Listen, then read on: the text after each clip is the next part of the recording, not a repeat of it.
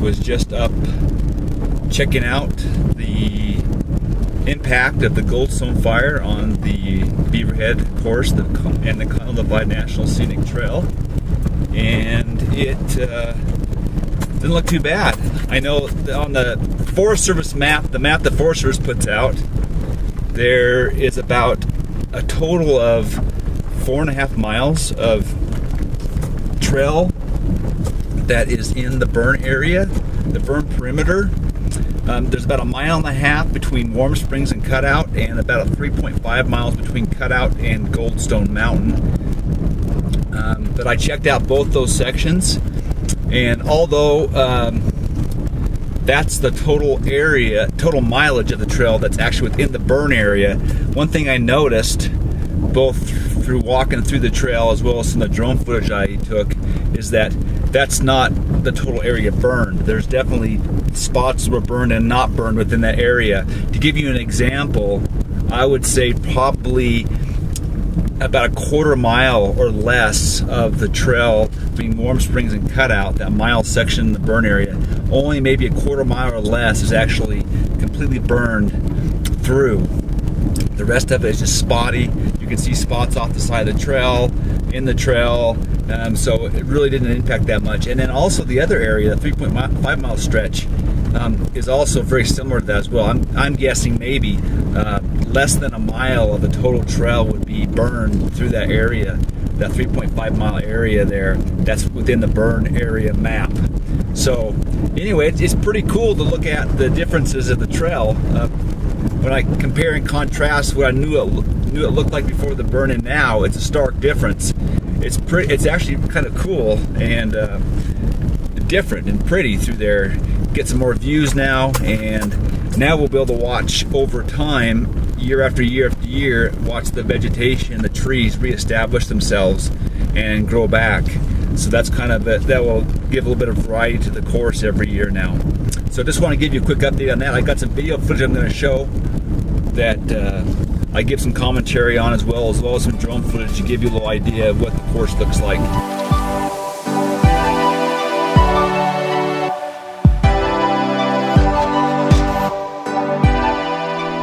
Okay, I'm working my way up the trail here, and this is the start of the mile-long section.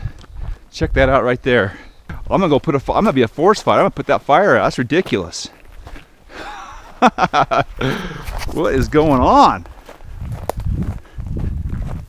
Gotta put that out. That's ridiculous.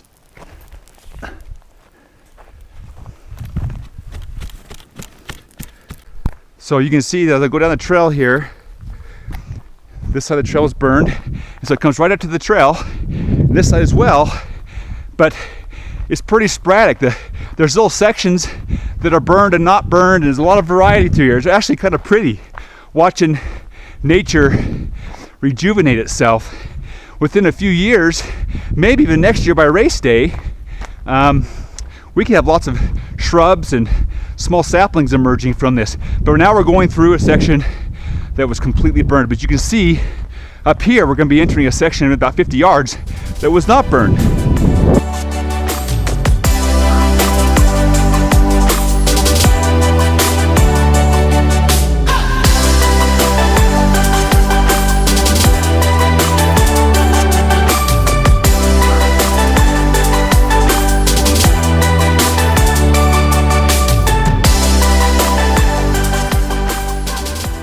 You can see down the trail where the burn area stops. So this is the largest section.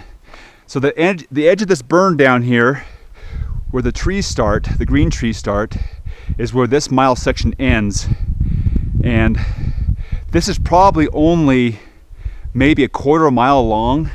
The fire started over here in the Goldstone area, Reservoir Lake, and burned up. I think in Idaho it was a little over 1,000 acres that were burned. Montana was about 7,500 acres. That's the majority of the fire is. But it's just stark difference between, because I know what this looks like when I marked the trail before it was burned, and now it just looks completely different. It's going to cause a variety of scenery changes in future years of the Beaverhead as you travel through this area. It's pretty cool. Anyway, I'm going to zip down through here. May speed this footage up to show you kind of where it ends at. I'm going to run down through here.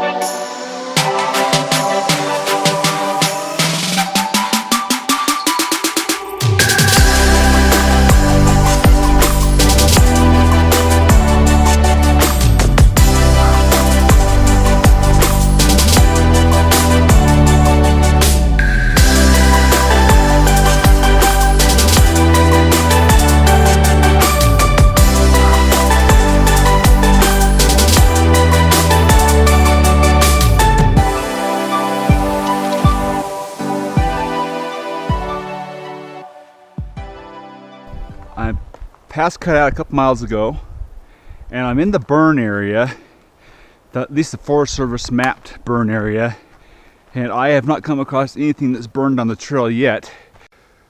Okay, just as I was telling you, I'm in the burned area. You can see these little spots that have slightly burned. It hasn't burned a lot because some of the trees are still alive, as you can tell. So, interesting.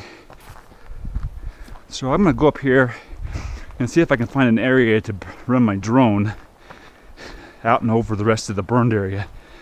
I'm up on top now after a little climb, and you can see right here we're coming across a section that was burned pretty good. But the Forest Service again has cleared everything out of the way, and it's going to add to some pretty cool views that previous Beaverhead runners never got to see before.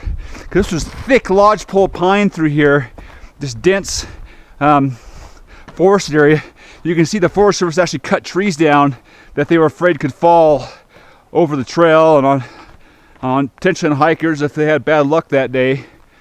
But again, you can see sections that were not burned, and this is the trail right here. It's pretty cool to see this stark difference in scenery and landscape.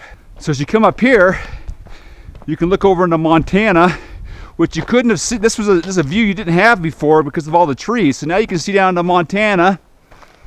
Over here, over in Idaho, the trail drops down. There's only maybe a small section here before it drops down into an area that has not burned.